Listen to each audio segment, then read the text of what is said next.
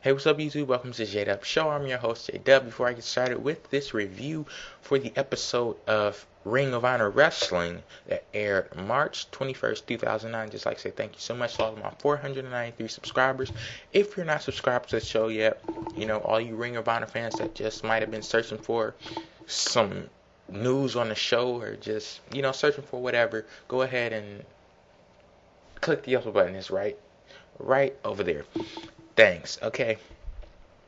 Yeah, this was the very first episode of the Ring of Honor Wrestling show on HDNet, and looking at all of the matches, I was pretty impressed by it. It was a very good show, and starting out this very first episode, it was Lynn versus Delirious. Lynn ended up winning the match, and I remember Lynn from TNA. I guess they call him the pioneer of the X division.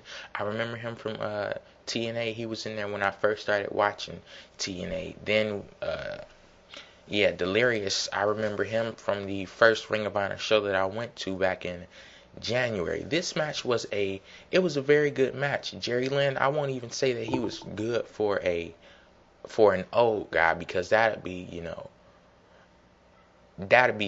underestimating him. That'd be an understatement. But because he was pretty good, and I see why the announcers, they kept playing up the idea of him being a contender for the Ring of Honor championship, because from his display of athleticism in this match and the first Ring of Honor show that I went to, he's pretty good, and he can rumble with the stars of today.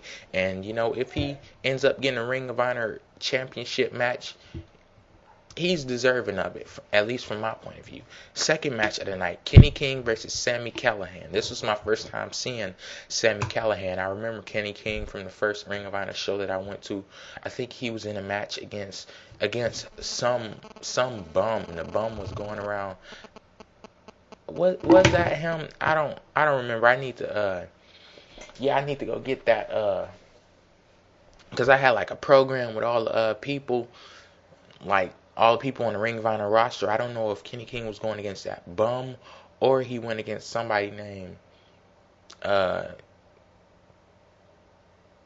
Sunshine or something, whatever. But anyway, he was impressive then, and he was impressive in this match too. He ends up getting the win over Sami Callahan, and at the beginning of the match, it seemed like they were kind of too choreographed. It seemed like the person that was on the defensive side of whatever move, it seemed like they were doing too much to try to sell the move, just to try to help their opponent out, help their opponent execute the move. It seemed a little bit too choreographed, but once they got into their groove, the match ended up being a good match. Third match of the night was Brent Albright versus Rhett Titus. I remember both of them from the Ring of Honor show I went to. This was, it was a good match. It wasn't as good as the first two, because this match it was kind of a slowed down match, more, more kind of the traditional thing that we're used to seeing, wasn't so high impact. I mean, it did have its spots, but it wasn't so high impact. Brent Albright ends up getting a win. Fourth match of the night, Tyler Black versus Jimmy Jacobs. Tyler Black ends up getting a win. Jimmy Jacobs, he dominated for most of the match. And I also remember both of them. And Jimmy Jacobs, he's actually from Michigan. So, yeah, that's a good thing. Tyler Black, he's like the rising star in Ring of Honor right now. And they also talked about him being a contender for the Ring of Honor championship. And the Ring of Honor champion is Nigel McGuinness. And, like I said, Tyler Black ends up getting a win in that match. Overall, the show was pretty good. The match that I enjoyed the most, it either have to be the Lynn versus Delirious match, or the Kenny King versus Sami Callahan match, because those were the two high impact matches, and they had a heightened pace. What I thought of the whole show, I'll talk about the announcers first.